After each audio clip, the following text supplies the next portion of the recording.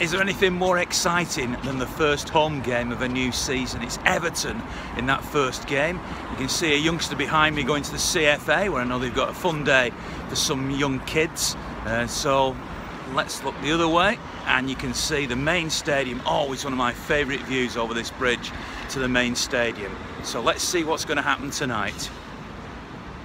The key for me is Vincent Kompany staying fit, because if Kompany's fit, you've got a leader, you've got an organiser, you've got one of the best centre-halves in Europe.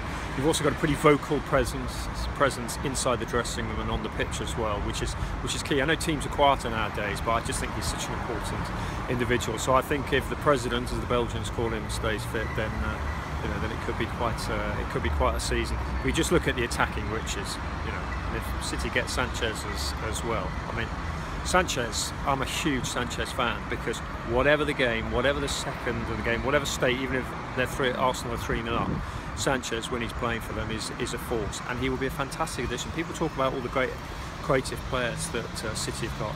Alexis will give something extra. Does he win the league then? Well, I went for City to win the league, but with my predictions, anything's possible. I think that the title will be decided in Manchester. Well, here's a man who knows what he's talking about. Andy Morrison. Just let me ask you this one. Obviously, you've heard the rumours about Lionel Messi. They never go away. An assumed buyout clause of about 250 million, if it were possible. Would you sign him? Absolutely, 100%. I'd sign him tomorrow. You're bringing the greatest footballer of all time, in my opinion, to your football club. And whether that's for 2, 3, 4 years, whatever it is, it would. He'd pay for himself in that time, whatever the outlay was. Like I say, he's the greatest player that's ever lived. So sign him, get him here tomorrow. I'll be over the moon. But there'd be a lot of people outside of City who would then say 200 million spent already, another 250 million pounds on Messi. Nobody likes City, would they? But who cares? People don't like winners. People don't like champions. People don't like successful people. And if City are successful or increase their success that they've had over recent years, then so be it. For me personally, it's the way I've always been. I'm not here to make friends. We're here to win. And that's the way it is.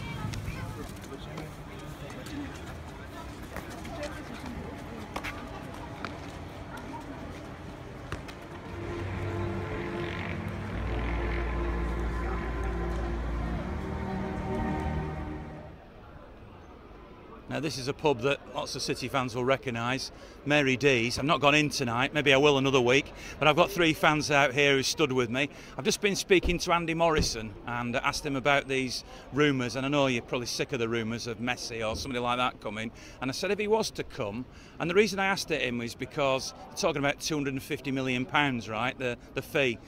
If he did come, would you actually want that, or do you think it'd make City such a hated club that you wouldn't want him to come? What would he stand on it? I think City are already hated, aren't they, a little bit? Outside of Manchester, it seems that no matter what we do for the community, for Manchester, we seem to pick up a bad reputation regardless. So we sign Messi, it doesn't really make a difference, does it, to people outside of Manchester? Whether Manchester City need Lionel Messi, I don't know. He's a marquee signing, he'll sell a lot of shirts, he'll bring a lot of interest from around the world to the club, but I think we've got a pretty damn good squad as it is, to be fair. What do you guys think? Well, Ian, I'd really like to see him, because I do think he's the best player I've ever seen at the Etihad. That I'm not disputing. My question, and sorry to interrupt you, is that if he came and it was 250 million, which is the reported buyout Shocking clause, money, isn't it? then people would look at City and they'd be talking all the time about buying the league, 450 million. Would that worry you?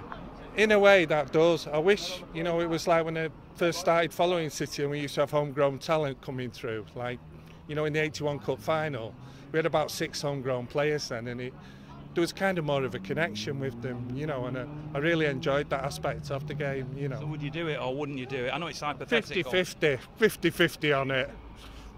Probably yeah, though. What about you? I'd line up Messi for next season. I think if we tried to bring him in now, Gil, with his FA connections role, UEFA or FIFA or whatever it is, we'd have the hardest interpretation of financial fair play imaginable. So I think line it up, link it in with the extension of the North Stand, and it'd be brilliant if we had Messi come in the following season. And more generally, with the window about to shut, You know, would you want to sign players? You know, Johnny Evans has obviously been spoken about. Sanchez could be another possibility. They're still talking about Mbappe. Sanchez would be great. I think he's worth splashing out the money for. I know they're talking 60 or 70 million, but I think it would be like the Rags getting Robin van Persie. It'd turn us into sort of title winners. Yeah, me too. Go for Sanchez, definitely.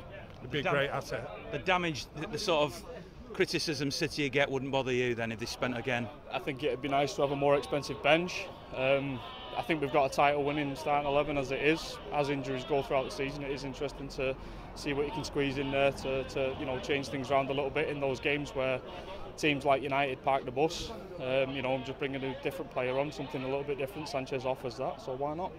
Why not go for him? I say if it buys us the title, but I think any team that wins the title earns the title. I don't believe in buying the title. So I just think Sanchez would be a nice option, but we've got players like Sane who we're going to see, definitely I think we're going to see the best of this season. Players like John Stones I think it's going to be impressive this season. Sterling I think we're going to get a great season out of. Aguero I think will turn things round. And Gabriel Jesus as well. To me, Gabriel Jesus is like a whole new signing. I know we saw him last season, but I think this season he will be phenomenal. He will absolutely be phenomenal. He will light the Premier League on fire. So yeah, it'd be nice to have Sanchez, but I think we've got a pretty damn excellent team as it is. Win tonight against Everton? Yeah, absolutely. I can't not see it, cheesy. Absolutely win against Everton. It's Pep Guardiola, it's Manchester City. We've got to beat Everton. Last season was the craziest, balmiest, daftest game of football I've ever seen in my entire life against Everton. You know, what was it, 2 penalty misses, and just it was crazy. But this season, I think everyone's got their heads firmly, you know, screwed on, and I think it's just a formality tonight. I don't want to sound too cocky about it, but actually, I'm feeling it this season. I'm feeling it. I really do think we will absolutely devastate a lot of teams at home and away, and I think it starts tonight with Everton. Definitely starts tonight with Everton.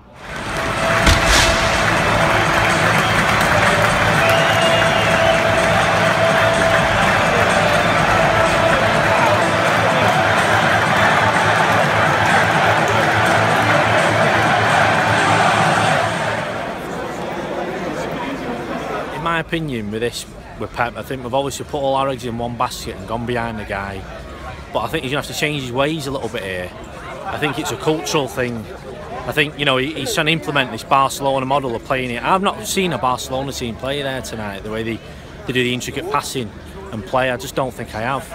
And obviously a lot of City fans are going to go against me and say, you know, it's first game of the season. But it was, again, we've leaked a goal tonight and we're playing this back three, and the full-backs for me, they're almost like what you said, counter-attacking full-backs. I don't think it's the full-backs who are going to retain possession. I could be wrong. It's a long season, a long way to go yet, but I'm 50-50 with Pep Guardiola. I'm not always 100% behind him. He's going to get it right. I don't know. The good things were that we got to see some new players. We got to see what they've got in the locker. Danilo, for me, when he come on the pitch, looked lively. Bernardo Silva was top quality. The bad was that we went behind in that game, and we should have been leading. Really, for me, we should have been leading.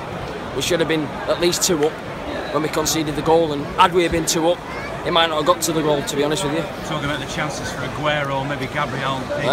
Well, Aguero tonight, we know what he's capable of, Ian, do you know what I mean? We know what he's capable of, but for me, it's just one of them. It's just a bad night at the office for him tonight, but we know what he's capable of, and I'm sure he'll be back to his best in the coming weeks.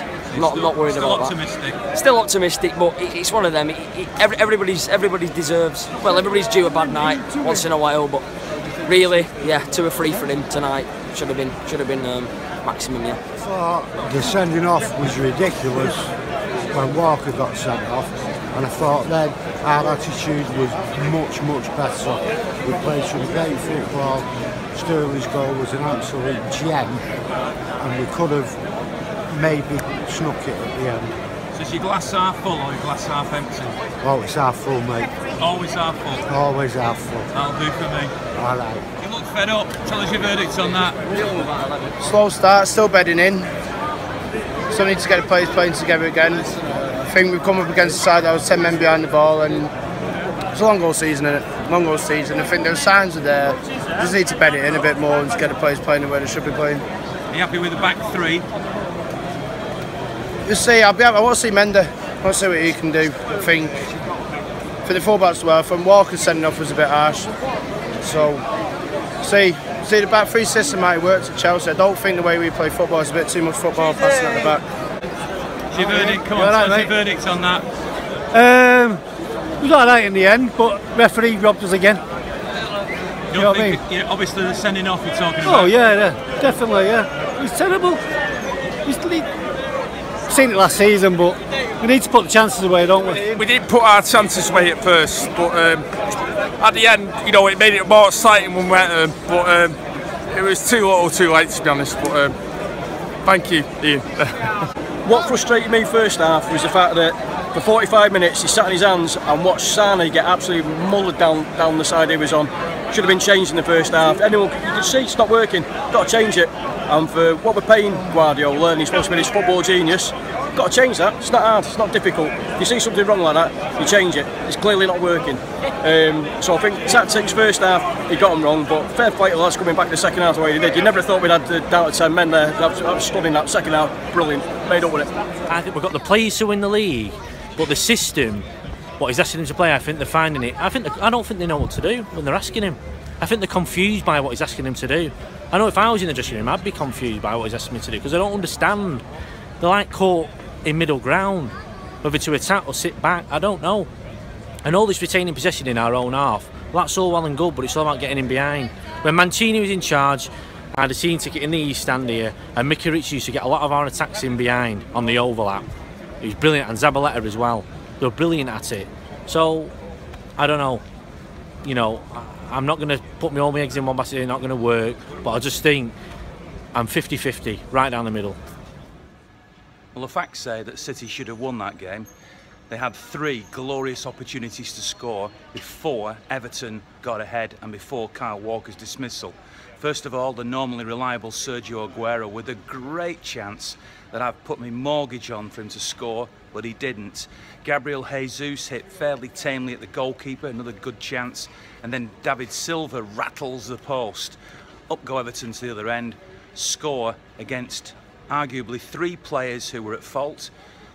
Sane at left back, not in his normal position and arguably shouldn't have been playing there. Stones, not really challenging, a little bit weak perhaps defensively as well. And then straight through, Edison in goal. You can apportion, of course, any goal to somebody being at fault, so that's inevitable. Overall, I thought City were much the better, certainly deserved their equaliser when it came. As far as the sending off was concerned, Kyle Walker, anybody that's seen the replay of the incident knows that that was not a sending off. The second incident, which perhaps deserved a little bit of a telling off from the referee because the way he barged him, certainly wasn't a second yellow. Having said that, I didn't think Everton should have had a player sent off late in that game either, because when you look at the replay, and I must admit initially I did think it was a sending off, but when I looked at the replay I thought, well, no, it isn't. So, lessons to be learnt from that one. I'm not sure the back 3 really works. I thought City looked a lot better when they went to a back 4. Personally, I think I'd have played Yaya Toure as an extra body in midfield. After the game, Pep Guardiola admitted in his press conference that City looked better when they had extra bodies in midfield, and I would agree with that. And I think Yaya, with that nous that he's got, might have made the difference. 1-1, draw a line in the sand, move on. But a disappointing home draw, really, in the title race from that perspective.